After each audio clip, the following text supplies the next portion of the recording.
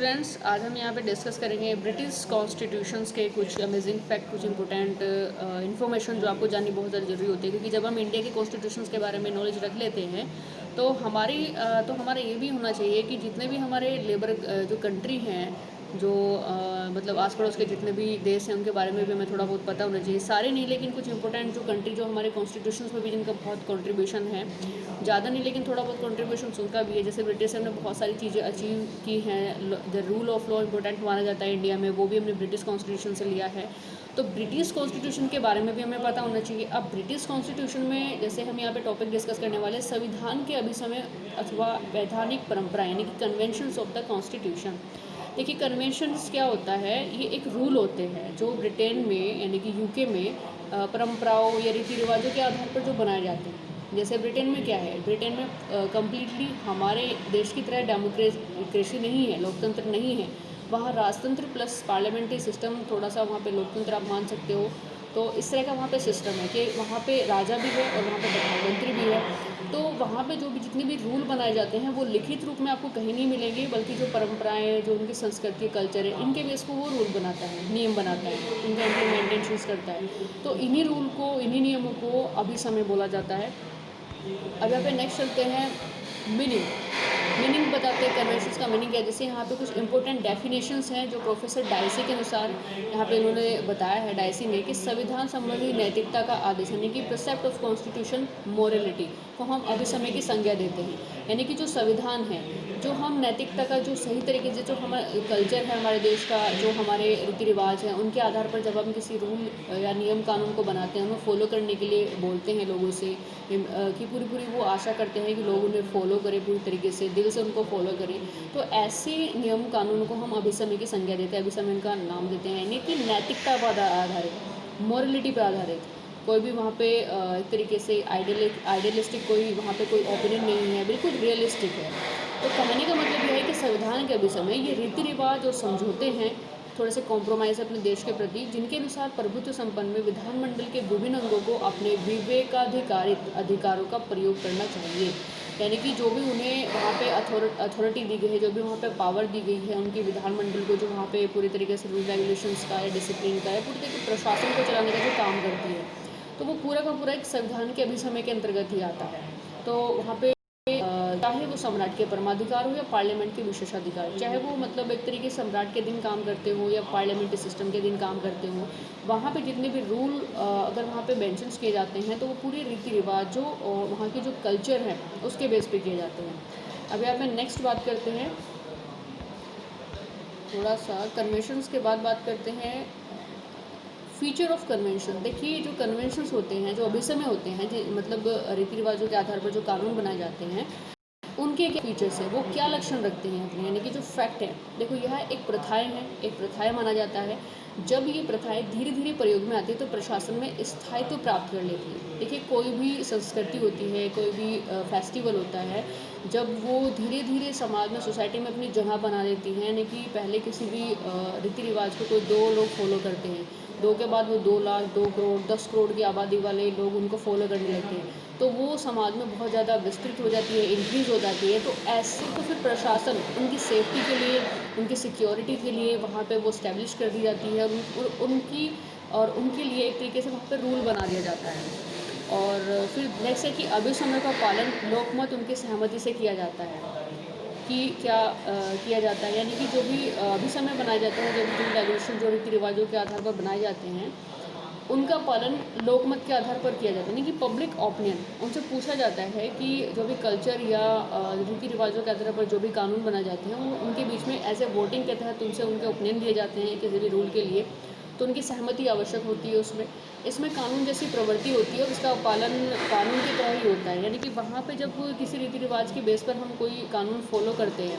तो बहुत इम्पोर्टेंट हो जाता है कि हम उसको प्रेशराइज ना लें, हम उसको प्रेशर में ना लें, बल्कि हम अपनी संस्कृति, हम अपने कल्चर के हिसाब से उसको फॉलो करें। जैसे फॉर एग्जांपल, छोटा सा अगर एग्जांपल बताऊं, जैसे हमारे यहाँ दिवाली वगैरह होती है, तो वहाँ पे गवर्नमेंट उसको फोर्स नहीं करती है कि आप मनाओ या ना मनाओ, होली आप मनाओ या ना मनाओ। बहुत सारे ऐसे उत्सव, फेस्टिवल्स होते हैं जो वर्ल्ड फेमस होते हैं, यानी कि बाहर अब्रोड में भी आप देख सकते हो, बहुत भव्य तरीके से वो मनाए जाते हैं। गवर्नमेंट का कोई फोर्स नहीं होता है, लेकिन फिर भी लोग मनाते हैं, पूरा फॉलो करते हैं, क्या रूल है, क्या रेगुलेशंस हैं, उनके हिसाब से गाइडलाइन भी जारी की जाती है कि इस समय तक आप इसको एंजॉय कर सकते हैं, इसके बाद अगर आप करोगे तो आपको मतलब जुर्माना हो सकता है, क्योंकि बहुत ज़्यादा लोग ओवर हो जाता है दिवाली वगैरह में। तो इस तरह की चीज़ें फोर्स नहीं की जाती है, लोग अपने आप ही इनको फॉलो करने लगते हैं। तो सारे के सारे जो हैं वो अभी समय के इलेक्शन यानी कि फ्यूचर ऑफ कन्वेंशंस यहाँ पे है, जो इनकी मेन फीचर्स माने जाते हैं कि कैसे कैसे इनको इम्प्लीमेंटेशन किया जाता है, कैसे कैसे लोग इसको फॉलो करते हैं।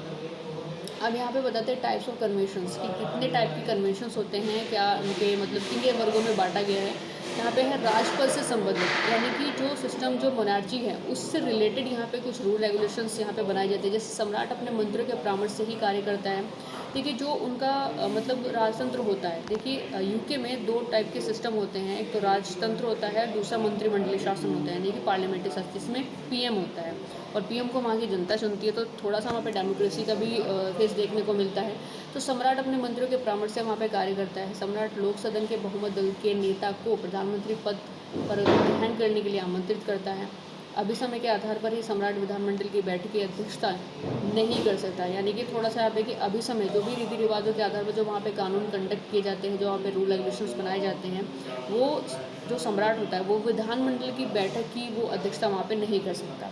तो यहाँ पे थोड़ा सा इसको अलग कर दिया जाता है कि वहाँ पे वो मतलब अध्यक्षता नहीं कर पाएगा, किसी भी उसमें कॉन्फ्रेंस में या मीटिंग में नहीं बैठता, वो वहाँ पे डिस्कशन नहीं होता उसके साथ में। फिर सिद्धांत के अनुसार सम्राट को अधिकार है कि वो लोकसभा भंग कर सकते हैं, यानी कि बैठ करके वहाँ पे उसको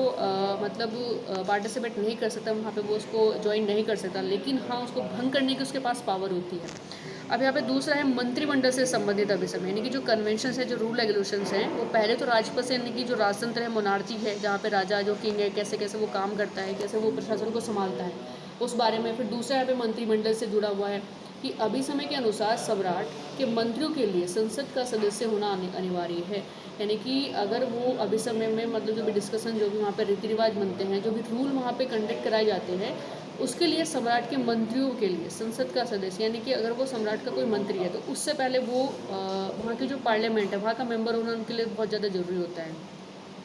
फिर संसदीय यादों त्यागपत्र देकर विघटित हो सकती है या प्रधानमंत्री से परामर्श करने के बाद वो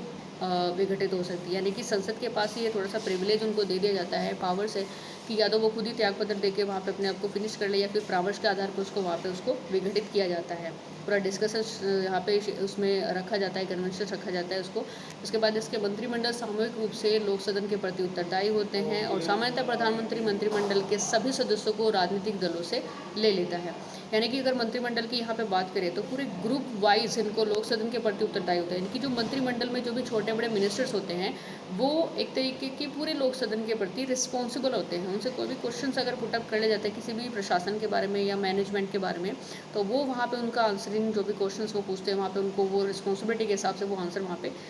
देना होता है, वो रिपोर्ट वहाँ पे देनी होती है। तो वहाँ पे सामान्यतः प्रधानमंत्री मंत्रिमंडल के सभी सदस्यों को राजनीतिक दलों से ले लेते हैं, जितनी भी वहाँ पे पॉलिटिकल पार्टीज़ होती है तो वो उन्हीं पार्टीज़ में से जो वहाँ पे कैपेबल जो मिनिस्टर्स होते हैं वो अपनी पार्लियामेंट्री जो सिस्टम है वहाँ पे वो उनको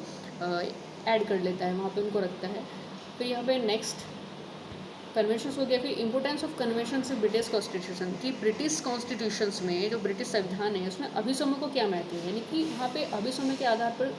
क्या इंपॉर्टेंस है अभिसमय की। जो कन्वेंशन, जो रूल रेगुलेशन, रीति रिवाजों या प्रथाओं के आधार पर जो बनाए जाते हैं वो उनकी क्या इंपॉर्टेंस है। तो यहाँ पे सबसे पहले कि संविधान के विकास में सहायक है। देखिए अगर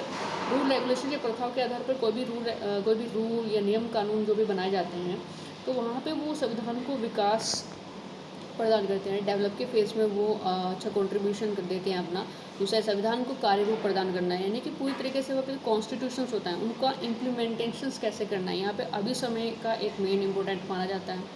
शासन व्यवस्था को श्रेष्ठतम रूप प्रदान करना, जो भी वहाँ पे सिस्टम होता है, चाहे वो पार्लियामेंट्री सिस्टम हो चाहे वो मोनार्ची सिस्टम हो, कैसे उसको सबसे अच्छा लेकर के चलना है, ये भी अभिसमय का काम होता है, अभिसमय के द्वारा ही कराया जाता है। तो फिर है अल्पसंख्यकों के अधिकारों की रक्षा करना। तो जो भी अल्पसंख्यक होते हैं, जो कम संख्या में वहाँ पे लोग होते हैं, किसी भी धर्म से रिलेटेड जहाँ पे बहुत ही कम संख्या में होते हैं, उनकी भी वहाँ पे रक्षा करना, ये भी उनकी प्रथाओं के आधार पर जो वहाँ पे कानून बनाए जाते हैं उनका एक मेन काम होता है। फिर है राष्ट्रमंडल तथा जन संप्रभुता को सफल बनाना, यानी कि जो वहाँ पर राष्ट्रमंडल है, जो कॉमनवेल्थ है, और जन संप्रभुता है, जो लोगों के लिए जो इंटरनल एक्सटर्नल रूप से जो उनको इंडिपेंडेंसी दी गई है उनको वहाँ पे अच्छी तरीके से सक्सेस करना है। और तो ये सारे के सारे जितने ब्रिटिश संविधान के अभी समय बनाए जाते हैं, यानी कि जो इनकी इम्पोर्टेंस है, क्यों कन्वेंशंस वहाँ पे रखे जाते हैं, क्यों वहाँ पे प्रथाओं के आधार पर कानून कंडक्ट कराए जाते हैं। फिर यहाँ पे नेक्स्ट, तो यहाँ पे हर तरीके से हमने इस सेशन में पूरा जो टॉपिक यहाँ पे क्लियर किया है कि ब्रिटिश कॉन्स्टिट्यूशंस में, जैसे हमारे इंडिया में जो भी रूल रेगुलेशंस बनाए जाते हैं वो 3 तरीके से बनाए जाते हैं। पहले वो लेजिस्लेटिव, एग्जीक्यूटिव और जुडिशियल सिस्टम को यहाँ पे एक मेन कंट्रीब्यूशन माना जाता है। लेकिन वहीं ब्रिटिश कॉन्स्टिट्यूशन जब हम पढ़ते हैं तो वहाँ पर रूल रेगुलेशंस बनाने का जो तरीका होता है वो अभी समय के आधार पर बनाए जाते हैं, यानी कि वहाँ पे जो प्रथाएं होती हैं, जो संस्कृति, जो कल्चर, जो रीति रिवाज है, उनके आधार पर वहाँ पे कानून बनाए जाते हैं।